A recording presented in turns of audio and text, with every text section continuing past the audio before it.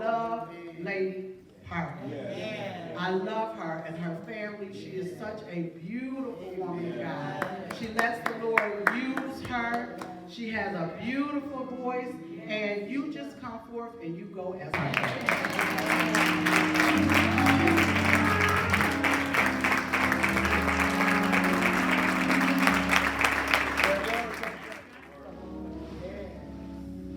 Victoria was saying something. I wasn't planning on doing this. But when she said, God knows your name, I couldn't help but think about that prophetic song that Tasha Cobb sang. When she said, you know my name. She said, you know my name. You know my name. All right. You know my name. And y'all can help me here. And oh, how you walk with me.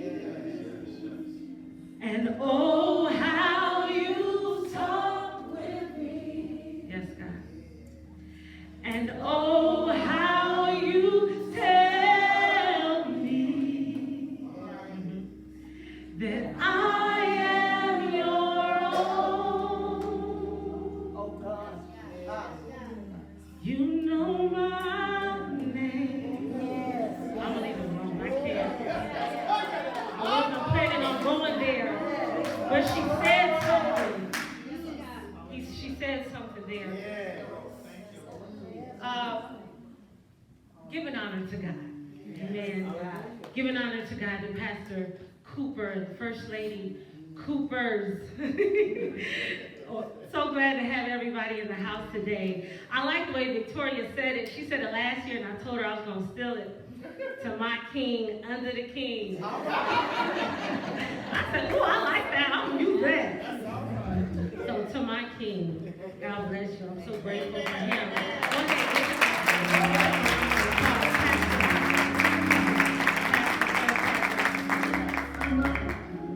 We're going to write to the text, y'all. I'm not going to be before you long. I know everybody, the preacher says that, but I mean it. I'm not going to be here too long. I want y'all to go with me, and if you're able to, just stand to your feet. We're going to go to Psalms 40 and 2. Psalms 40 and 2. Psalms 40 and 2 reads, He pulled me out of a horrible pit, out of the mud and clay. He set my feet on a rock and made my steps secure. Can you find someone and testify to them and say, God pulled me out? God pulled me out. Yes, he did. Go ahead and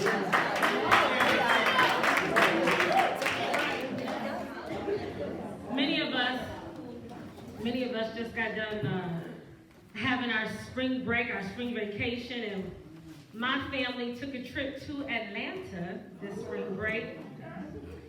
And while we were in Atlanta, we visited the Georgia Aquarium. A really nice aquarium. We really enjoyed ourselves and look forward to go back again, actually. But as we were leaving the aquarium, we wanted all the kids to go use the bathroom. Y'all know who that is. Go ahead and go to the bathroom before we leave. And my Mama Parker, took my daughter Grace to the restroom. And while Grace was in the restroom, she screamed. An emotional and what was described to me as a terrifying scream. And so my mom got herself together as quickly as she could to rush over to Grace because, I mean, they're in a public restroom. There's no telling what could be going on or what could have happened. So she got to her, and Grace was clearly distraught and emotional. And come to find out, she's disturbed and in this frantic state because she dropped her phone in the toilet. She dropped her phone in the toilet, y'all, and I'm telling you, she was so upset. She was just crying and doing all this, and ladies in the bathroom was ministering to her. I think Mama Parker said one lady prayed for her and told her, baby, it's going to be okay. I dropped my phone in the toilet before 2. All you need is some rice. So, they was really trying to encourage her in this. But she was so distraught because she kept saying, my dad is going to be so upset with me. My dad is going to be so upset. It's so important to her that she's responsible and that she comes off that way, to her father. And so they come out of the bathroom, and I see her walking towards me, and her chest going up and down, and I'm thinking, what happened? What's going on? And she says, Mom, I dropped my phone. And I said, well, Grace, it's going to be okay. No, you don't understand. Daddy's going to be so upset. He's going to be so upset. And at the time, my husband was with my other 2 sons around the corner looking at another exhibit. So my husband comes around the corner, and I'm trying to calm her down, but she's really not calming down. You don't understand. He's going to be so upset. And my husband comes over to her, and he says, Grace, what's going on? What's wrong? Sorry, Grace. I dropped my phone. It's a good example. I dropped my phone. She's giving me a look. I dropped my phone. And her dad, he puts his arm around her. And he consoles her. And he tells her it's going to be okay. And he helps to bring her out of that state. Today in our text, their theme text, which I love, 2 Samuel chapter 9, we find that in this place, David is on the throne. Saul and David's guy, Jonathan, are dead. And some years have already elapsed at this point. David asks an interesting and yet intriguing question about, is there anyone left in the house of Saul? I thought this was interesting because why would a king that has it all now even care about who's left in the house of Saul? There's a saying that states, never make a promise that you can't keep. And we find today that, or we'll find that David's inquiry was deeper than curiosity. David had a promise that he needed to keep. Yes.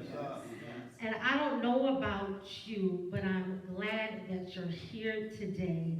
And I don't know if you're as excited about me that God is a promise-keeping God. You might be here today and you're waiting on a move from God, and I've got some good news for you today that no matter how bad your situation, no matter how deep the pit of life you're in, even if you think you've been forgotten about, God will find you in your low place, and He's going to pull you out. He's going to bring you all the way out. So if you don't mind, let's go to this text just a little closer, y'all.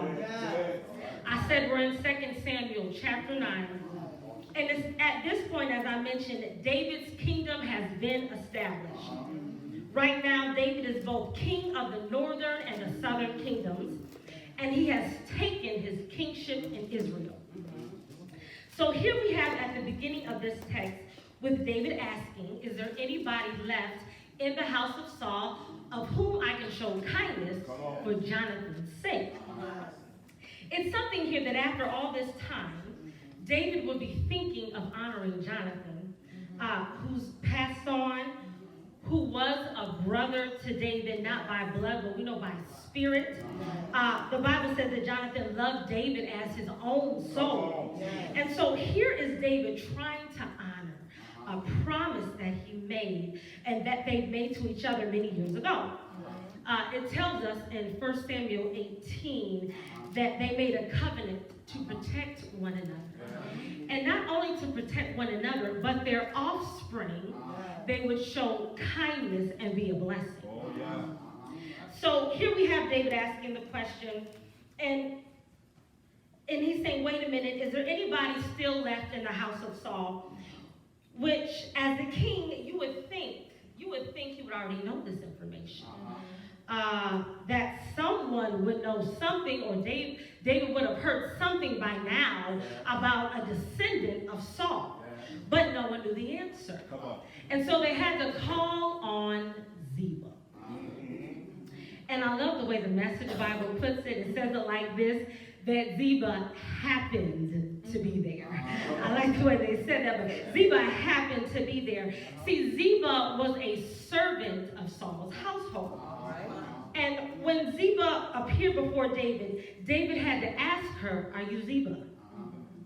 And this struck me because you would think someone who served so closely and so loyally to Saul would be known by David. But he had to ask her, "Are you Ziba?" And I'd even like to contend that somebody who worked so closely to Saul would even be dead and not thriving as Ziba. You know, Saul did try to kill David on numerous occasions. And I think if it would have been any other king, anybody connected to Saul would have been gone, but not David. And so Ziba is before David. And asked the same question. He says, "Is anybody still alive that I may show God's kindness?" And so here Ziba is, alive and thriving. Ziba had 15 sons and 20 servants of his own, y'all. And so, "Is there anybody still here?" And Ziba answers, "There still is a son of Jonathan. He's lame in both feet." I can't keep going on in this story because I see something just right here in the text. You see, Ziba answers, "There is still a son of Jonathan." Information David didn't know and nobody else around him knew until Ziba showed up. Isn't it something? Isn't it something that God would keep a Ziba around? Might I suggest, if y'all let me, that God will keep a Ziba around in your life to make sure that you're not forgotten. To make sure that the right person knows your name. Victoria said it, he knows your name. See, God has a way of sustaining his people that whatever he has planned for us will come to pass. And he sustained a Ziba. Ziba's assignment here was simply to give a name. I get excited here because I don't know what you've been through this year. I don't know what type of trials that you've already had to endure. Maybe life's been real tough. But let me encourage you that God still knows your name. He's thinking about you, and he's concerned about you, even when others have forgotten about you, even when others don't even know that you're there. God knows and is concerned about you. He remembers you. And so he'll keep a Ziba around. And a Ziba will be there to help you fulfill your destiny. Okay, so let's go back. We need to keep going further into the text here. Right back, David asked, is there anyone still of the house of Saul of whom I may show kindness for Jonathan's sake?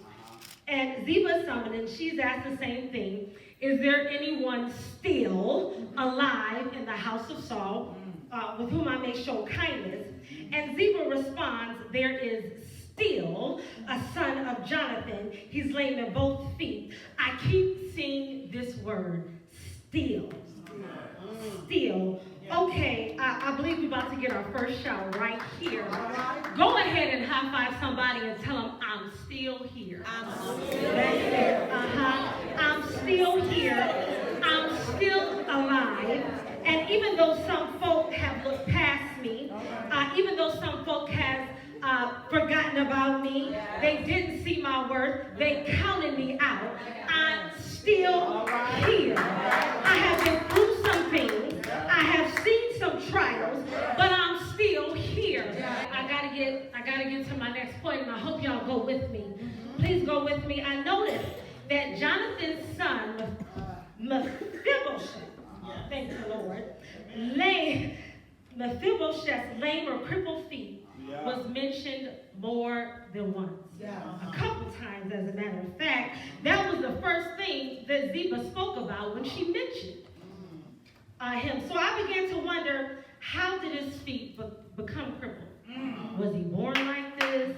I mean, what happened that got him to this state? And so I went over to 2 Samuel chapter 4. You don't have to go there now, but in your time, you'll find that when Mephibosheth's nurse heard of Saul and Jonathan's death, and many were just fleeing the cities, right, in fear of the Philistines that were on their way. So she was fleeing the city, and she fled quickly, and it must have been a real panic, because Mephibosheth was 5 years old.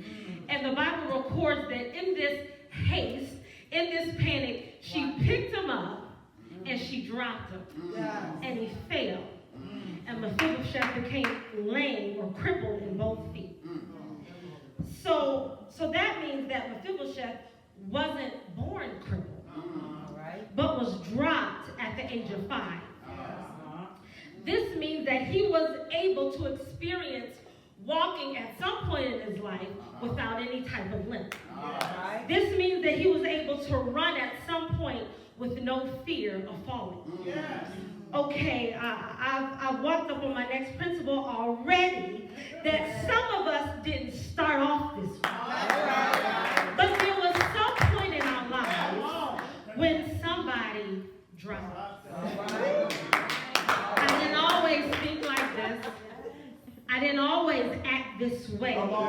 I didn't always look at myself in the way that I do, but I gave my trust to somebody and they dropped me. I wonder if I have at least 10 women. I'm at the Daughter of the King conference. If I got at least 10 women in the house who can admit they know what it's like to give their trust to somebody, to give their hope to somebody, to give their dreams to somebody, to think they've got it figured out, they know how it's going to end, but then they drop them. Do I have any women in the house like that today? That knows what it's like to be dropped?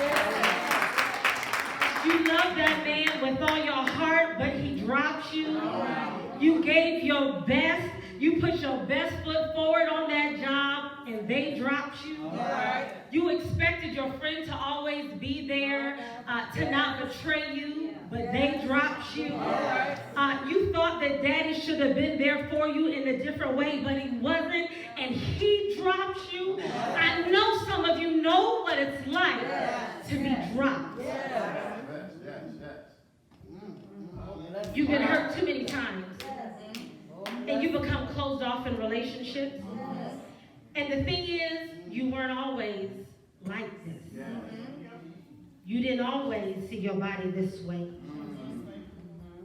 You didn't always act the way that you act. But go ahead and tell somebody, yeah, I was dropped. Identify with somebody. Yeah. Me too. I was dropped. Me too. I wasn't going to go here with the me too, but while we're talking about the me too, some of us was touched and harassed and looked at in ways that we shouldn't have been looked at. And then we were dropped. Me too. And by the way, y'all, isn't it something when you're trying to be your best, trying to do your best, trying to put your best foot forward, and all somebody can see is the crippleness or the break from the fall. The first thing that Ziba mentioned about Mephibosheth was that he was lame in both feet. Isn't it something that someone can only see your flaws, or someone can only identify you with your failures or your mishaps? What is it that's the first thing that you mentioned about me? Because I'm more than that. I'm greater than that.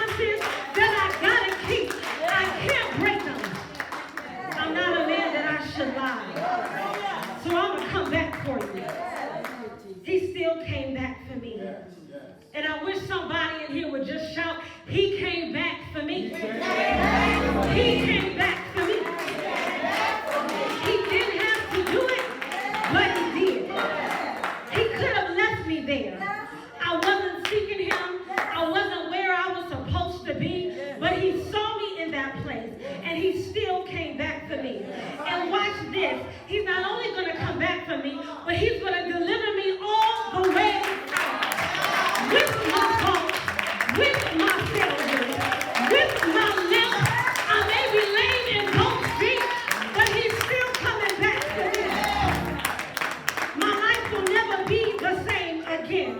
And you see, this is what the enemy doesn't want you to see. This is what he doesn't want you to know. That God is a promise-keeping God. He's a promise-keeping God. He'll never leave you. He'll never forsake you. He hasn't forgotten about you. He'll come down the lower bar and get you. You ought to tell that devil to shut up and get back.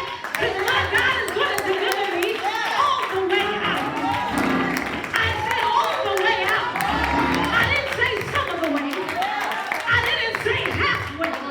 But he's going to deliver me all the way out. All the way out.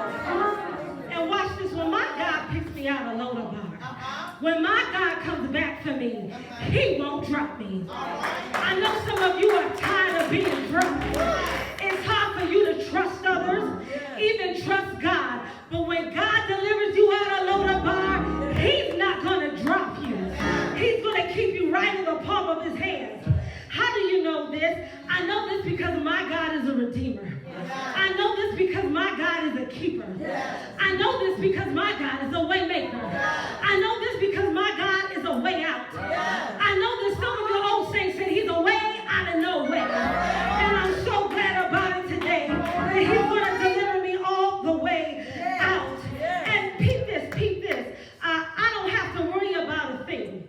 I don't have to worry about a thing because I've got a seat at the King's table. I didn't have time to really go into it before, but there's something about a seat at the King's table. David told Mephibosheth, you will continue from this point on have a seat at my table. It's something about the King's table. It's a table filled with plenty.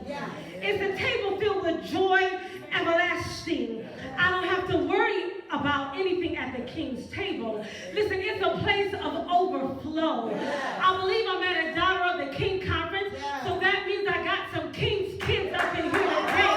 And listen, only the King's kids have a seat at the King's table, so I can take part in the plenty. I can take part in the overflow. I can take part in the joy, because I got a seat at the King's table. I believe in something called grace. I believe in something called unmerited favor.